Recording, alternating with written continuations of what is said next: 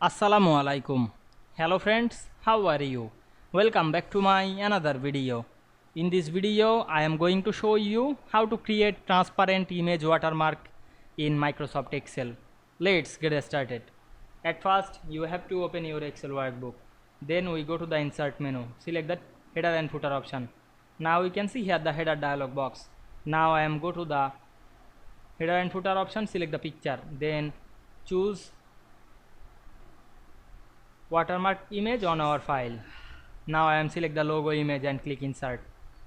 Then click before the text, then set the image position on the middle of sheet. Then go to the picture format option and increase the size of the picture. Now I make the size 6 and automatically change the white size. Then we go to the picture format option, select the color drop down menu and make this wash out, and this image is automatically transparent. Click OK, then click outside. We can see that the image is automatically transparent. Then we go to the view menu, select the normal option. Now we can see we create the transparent image watermark. Then we go to the file menu, select this print option and check the preview. The image is transparent. I hope you enjoyed my video. In this video we create the transparent watermark easily. Please like, comment, share and subscribe my channel. Thanks for watching.